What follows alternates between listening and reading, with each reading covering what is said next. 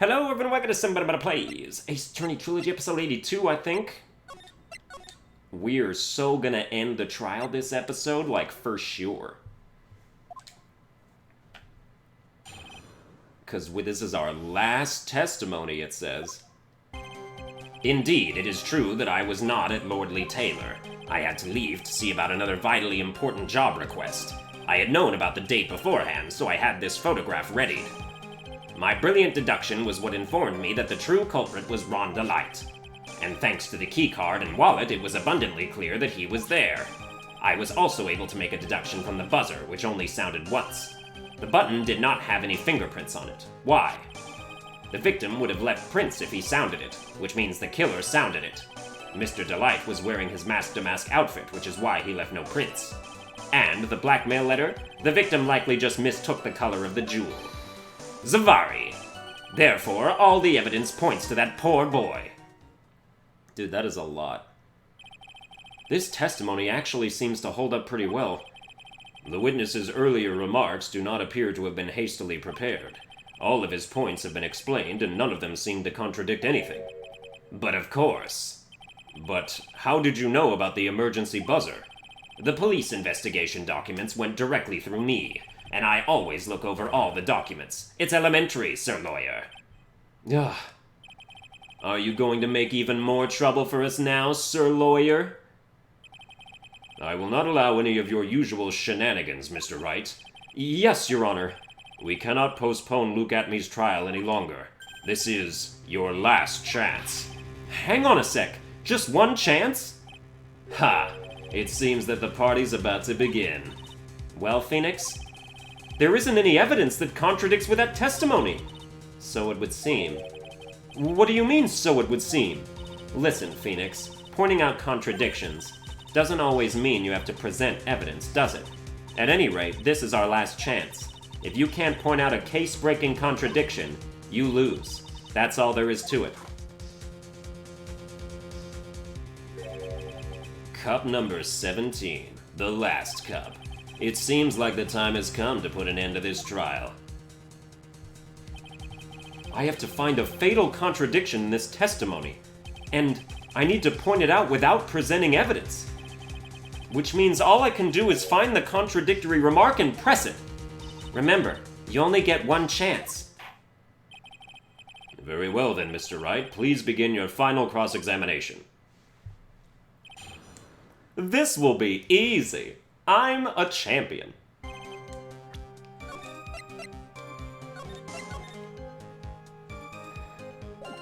Alright. I had to leave to see about another vitally important job request. I had known about the date beforehand, so I had this photograph readied. What photograph?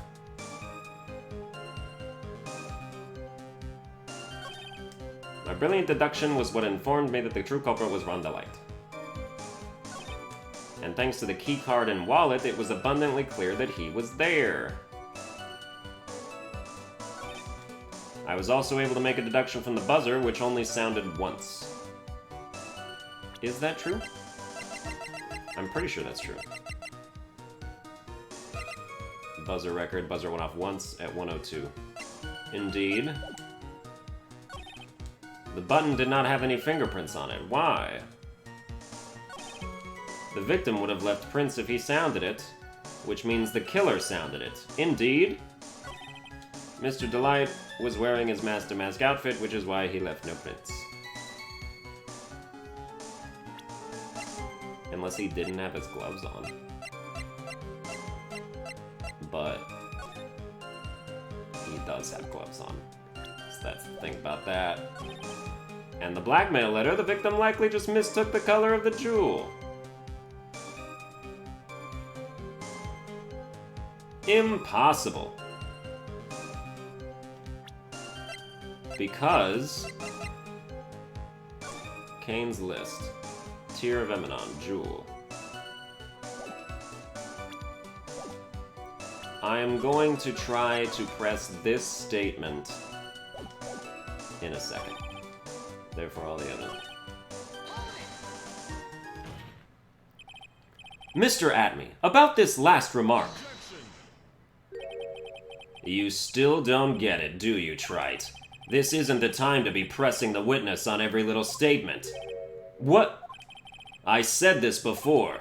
There's still one thing you haven't proven. That this scum was in Kane's Bullard's office that night. And now, it's time for me to drink my last cup. Excuse me. Dude, just let me press the start button right now. So fucking annoying that, like, you have to play out this whole thing.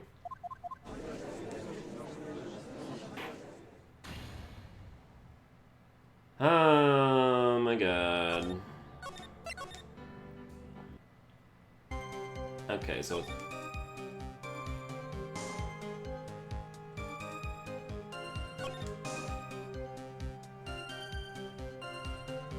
Indeed.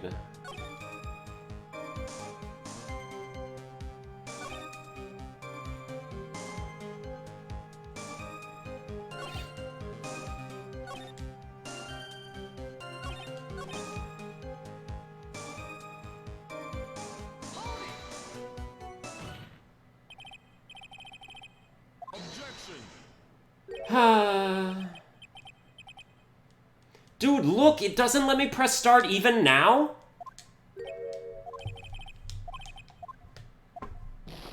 Oh my god, this is so annoying. Oh my god. Oh damn, Mr. Wright totally fucked up, huh? Oh yeah, yeah. He used to be the only lawyer with a perfect record. Now he's not anymore.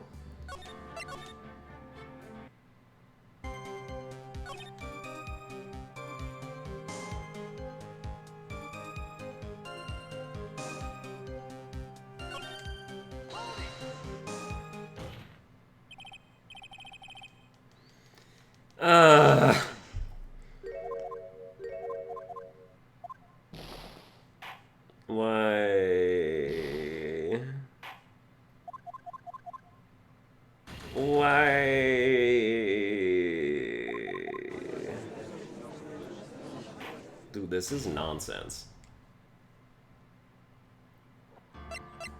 If he's saying that, like, he knows all the police data, then, like, none of this stuff that's related to the crime is relevant at all.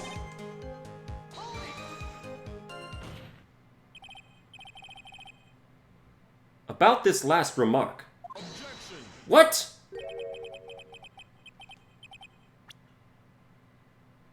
Wait, it's letting me pause now?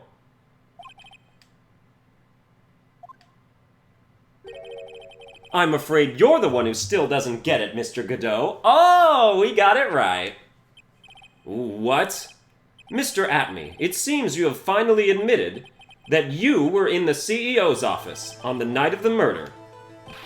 How can you say that? Let's review your testimony, shall we, Mr. Acme? The button did not have any fingerprints on it. Why?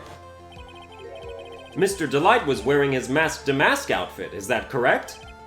Indeed, that's what I said. My deductions are absolutely foolproof. More like your deductions prove that you're a fool.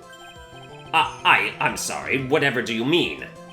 For some reason, I'm starting to get really thirsty. When exactly did we learn the fact that Ron Delight was dressed as mask-to-mask when he went to the scene of the crime? That was, it was just a few hours ago. Back when my sixth cup was looking at me with a cold stare. Huh? Oh, did I forget to mention it before? I'm sorry, I just never had a chance to mention it up until now. Oh, that's right. That's right. The defendant had yet to tell anyone else this fact before this morning. Therefore, the only people who should know this are those who have been watching this trial. Do you understand now, Detective Acme? There is no way that you should have known about that. Yeah. You were in the next courtroom being tried as mask-to-mask. So then, enlighten us. Just how did you know that piece of information? Well... Come on, this detective must have known about it. He probably had plenty of chances to find out beforehand. And it's those chances that I want to discuss next. That night, Mr. Delight was wearing his mask-to-mask outfit. There is one and only one way for Detective Acme to have found that out. Only one way, you say? Please recall, if you will, Mr. Delight's testimony. When I entered the office, there was a suspicious shadow there. For a second, my client witnessed the real killer. But Mr. Delight never saw his attacker, so there's no way to tell whether or not the real killer was Luke Acme. It's with that statement that I'll turn this case on its head. Just what are you implying? Mr. Delight saw the real killer, correct? Now, if you turn that statement around, it stands to reason that the real killer had also seen Ron Delight. Impossible!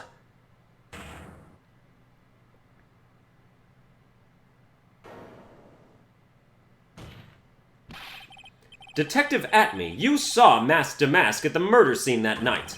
You saw him when you killed Kane Bullard and assaulted Ron Delight. That was the only way you could have known what Ron was wearing.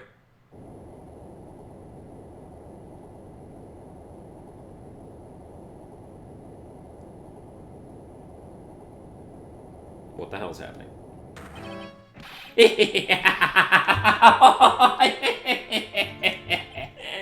Take a good look, everyone. Unable to find a rival worthy of my genius, I was forced to create one by myself. Here I am, the tragic clown. That's the same line you gave yesterday. But I think there's a little more meaning behind it this time.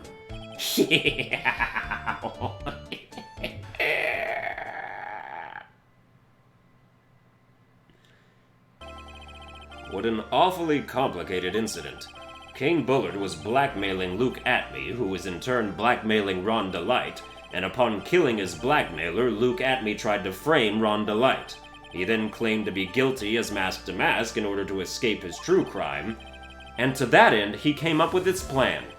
To use the double jeopardy rule when making his alibi. At any rate, it would seem we've finally found the truth. Excuse me? I came perilously close to besmirching the record of an innocent young man. Besmirching him with the title of murderer. Don't ignore me! Oh, I didn't realize you were there. Why wouldn't he be? About the verdict. I know. You never committed any murder. That's right. I'm so glad you understand that, but...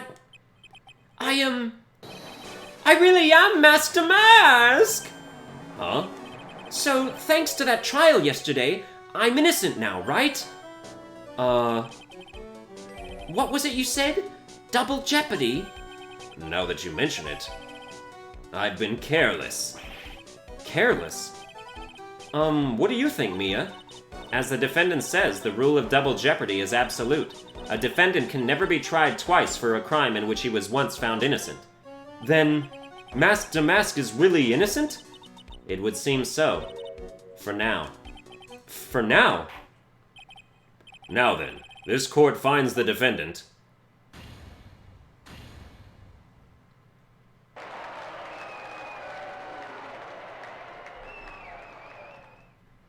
Damn. Boy, this is really lucky. Wait, this isn't so good after all. You see, the thing is, I still am Mask to Mask after all. And he's gotta tell... His wife has been here the whole time, hasn't he? You did it, Phoenix. Thanks, Mia. It's been a long time, hasn't it? Yeah, it's because Maya doesn't call on me much these days. Oh? I'm just joking, Phoenix. Don't take everything so seriously. But on the other hand, Maya, she seems kind of torn these days. You mean about becoming the master of the Karain channeling school? Becoming the master means saying goodbye to our mother. Misty Faye, right? Watch over her, will you, Phoenix? Of course. Well then, see you around. Mia. Ah, Mr. Wright! I don't know what to say. Congratulations, Mr. Delight. Thank you so much! No, wait. Nothing really matters anymore, though, now that all of this has happened. Come on, just be happy already. Maya, you've been cleared of the murder charges and got off as mask to boot. But in exchange, I lost everything. Huh? What do you mean? Stealing security information from KB Security, becoming mask to mask. I did it all for one reason, for her. You mean your wife, Desiree? She hates criminals more than anything. Come to think of it, she was once held hostage by some robbers, wasn't she? She always said how she hated sneaky criminals. I knew that, but once I got fired from KB Security and lost all the money I had, she wouldn't have any reason to stay with me. I thought she would leave me for sure. So that's why you became mask to mask? Yes, but it's all over now. A broken bowl can never be put back together. That's not true, right, Nick? Right. Really? Can we go back to the way things were? You'll be fine, and Nick can prove it. Oh, damn. Can I prove it? I can? I kind of wish you would check with me first. Mr. Delight, even if a bowl is broken, there is always a way to put it back together. Just look at the urn. The sacred urn. Tessie was the one who found this. Desiree, your wife. She's always believed in you, Ron. That's why you'll be fine. You don't have to worry about anything. Ah, there you are. Miss Delight. You did it, Ronnie. You're innocent. I'm so happy. Thank you. I appreciate that. But I suppose you don't want anything more to do with me, do you? Ronnie, why didn't you talk to me about what was going on? I had no idea you'd quit KB Security. I never imagined that you were really mask to mask either. Miss Delight, what are you going to do now that you know? You're not going to really leave him, are you? Come on, it's obvious, isn't it? How could I ever let a wonderful man like him get away? After all, my bike's really fast. So fast that there's no way he could ever get away. But didn't you say that you hated criminals? Oh, I only hate people who act all cowardly and sneaky, like that detective. I see. My Ronnie went and declared his crimes before he committed them, like a man. Are you fucking joking? I just love a man who's so chivalrous. Chivalrous? I knew I was right about you. Every day I spend with you is filled with thrills and excitement. Dessie. Desiree, you really do love Ron, don't you? Nicky boy. Yes? I'm really glad I asked you to defend my Ronnie. Thank you so much. I'll never forget what you've done for us. Oh, well, take care of yourself. You too, Nicky boy. No, I can feel my face going red. Mr. Nick! Mystic Maya, congratulations! Talk about bad timing.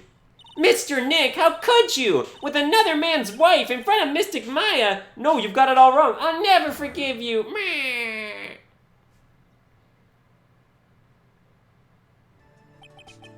So just as the case came to a close, so too did my consciousness. Ron said, a broken bowl can never be put back together. But I know that's not true. I'm sorry, did you just get knocked out by a 9-year-old? I mean, just look. Here's a perfect example of one that was put back together even better than before.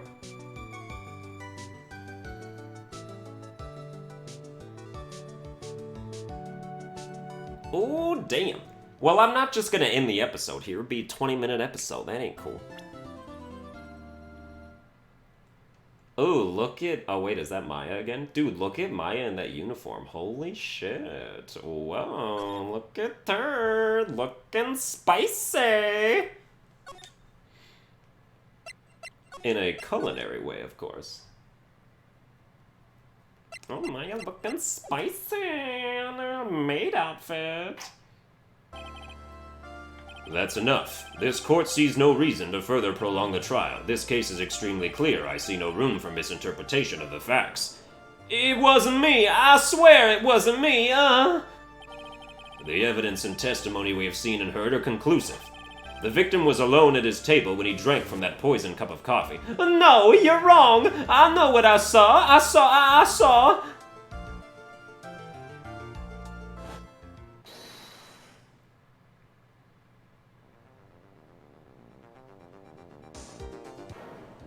I saw someone else there. A man. He's the real killer. Ooh, it's Phoenix Wright.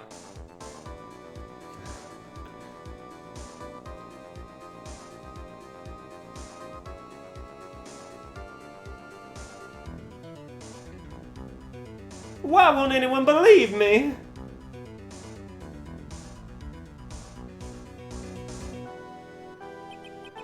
Well, I'd say that pretty much wraps this case up, wouldn't you? Mr. Wright? Oh, Mr. Wright? This court finds the defendant Guilty! This court is adjourned.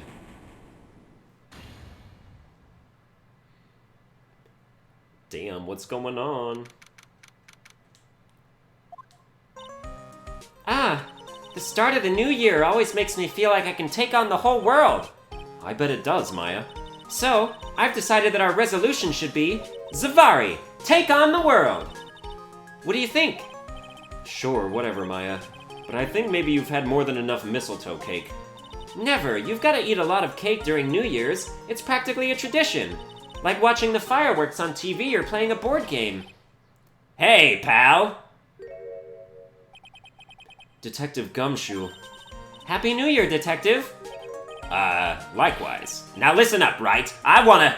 Here's to another fruitful year of lawyer-police cooperation. Yeah, me too. All right, pal. You've got some explaining to... Have you got a holiday present for me, Detective? What? Well, here, have this. It's really nothing much, but... Yay, thanks. Look, pal, we need to have a talk. Take a seat. Hey, what about Pearlie? You haven't forgotten her present, have you? No. I mean, yes. I mean, no. Are you doing this on purpose? Haha, guess I'm busted. How did you like my first practical joke of the year? Very funny, pal. Now let's see how funny you think it is when I show you this. What is it? A magazine? Hey, I want to see. Deadly poisoning brings guilty verdict. Defense attorney Wright trounced. Trounced? Let me see that.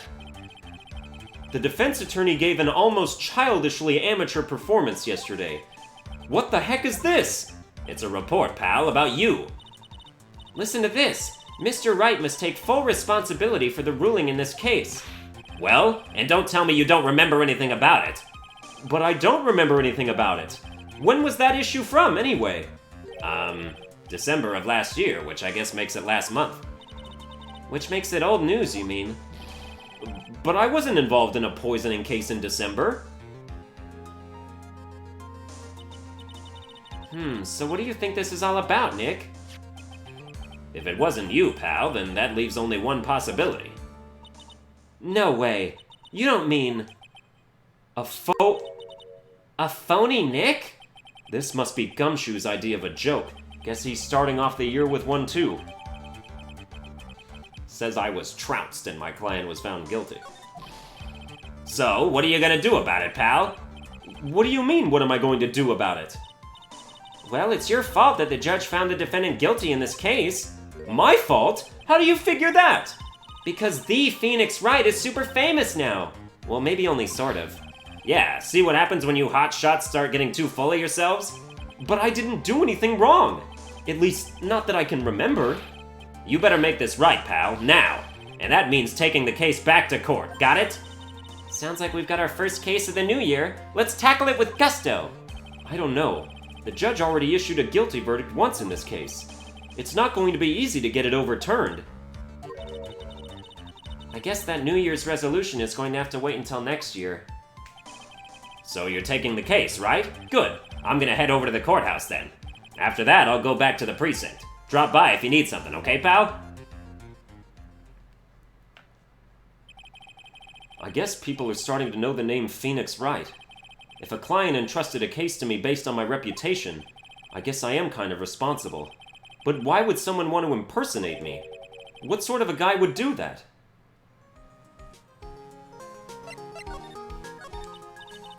So what's our first move? I guess we go down to the detention center and talk. Wait a sec, Nick. This person's behind bars because of you. Whoever it is isn't going to be jumping at the chance to meet you, right? Hey, let's get one thing straight. It wasn't me, it was a fake me that did this.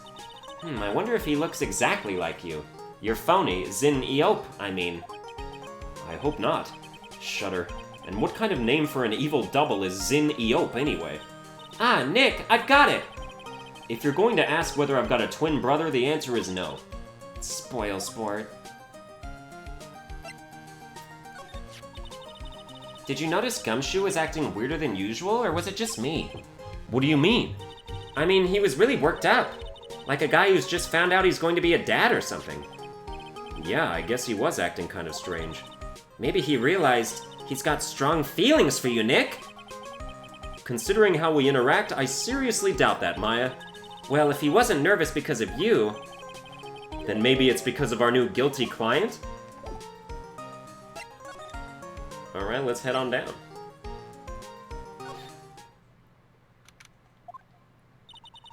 This is so nerve-wracking, waiting to meet our new client. I wonder just what kind of person you tricked and got found guilty. Keep it down, Maya. That kind of talk could ruin me. Ah! Oh, it's you? It's that one chick. What was her name? Like, Emma Bird? No, Emma something? Something Bird. It was something like that. How could you, Mr. Wright? How could you do this to me? They put me in solitary. I haven't been able to stop crying. Aren't you...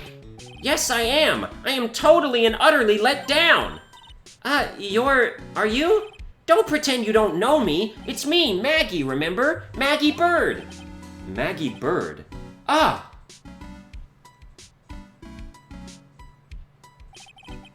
Maggie Bird. She's the policewoman I defended that one time. She was accused of murdering her lover. He was a cop, too. What are you doing in here? Didn't I get you acquitted? Oh, sure. Very funny. After that fifth-rate defense job, you come in here and start making jokes? You better hurry up and tell her what happened, Nick. Oh, I see.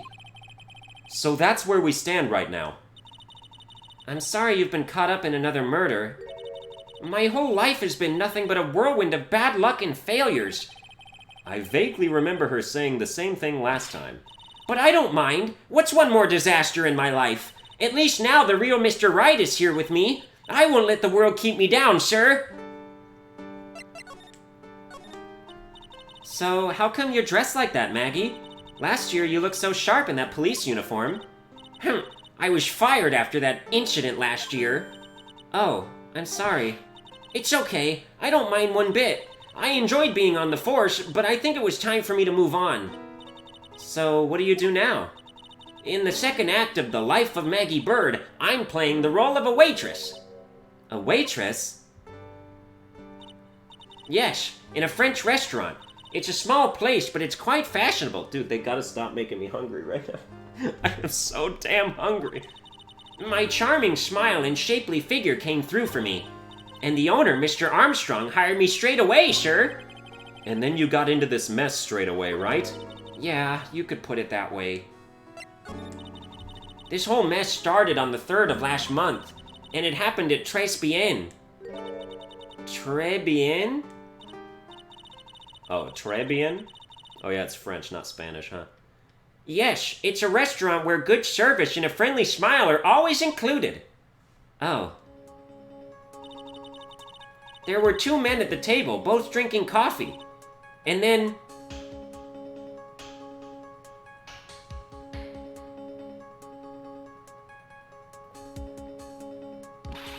one of the men slipped some poison into the victim's cup. The victim took just one sip and was gasping for air. I was so shocked, I passed out. Hey, hold on there, Maggie. What? You keep calling the guy the victim. Didn't you know the guy who was killed? Not at all. I'd never even seen the guy before. Oh. So she wouldn't have had a motive to kill him then, I guess. And the other man, the killer, you saw him, right? Of course. A good waitress must be attentive to the clientele. So you saw the killer, but you were found guilty of the crime anyway? How come? You tell me, Mr. Wright. Guess the answer to my question is my phony. Anyway, she saw the killer. Better see if I can get a description of the guy. So, if you saw the murderer, why were you still convicted? Because no one else saw. Saw what? The other man. The one who put the poison in the victim's coffee. Everyone testified that way. Mr. Armstrong, the customer, everyone. The victim was sitting alone at his table the whole time. But how's that possible? I don't know, but nobody, not one person would believe me, sir. Even Phoenix Wright, my one last hope for a fair trial, failed me. What a pathetic defense! My granny could have done a better job! Look, that wasn't me, okay? And then, they found something a bit incriminating in my apron pocket. What? A small bottle of poison. What? Poison? It was in your pocket? Well, I passed out when the victim collapsed. The killer must have slipped the poison into my pocket when I was unconscious. And no one else saw this other guy? No, sir. That's what everyone said. But I don't see how they could have missed him. I was the one who took the coffee to the two men. Oh, and what was your impression of them? Well, when I first saw them, I kind of thought they might be in the music industry. In music? How come? Well, one of them had some sort of earpiece and an emo musician's look about him. And there was a sample CD on the table, sir. An earpiece and a sample CD, huh? Did you get a look at the CD at all? It had a band's name written on it. I think it was MC something. And they must have been preparing for their debut, I guess. So it was a band's CD. Maybe a promo disc? Maybe it was MC Screwdriver. Get serious, Maya. Would you buy the CD of a group named that? What was the name of that group again? MC Hacksaw? No, MC... And what about the killer? What did he look like? Well, I don't really remember. Only that he was a young man. Well built, like the victim, really.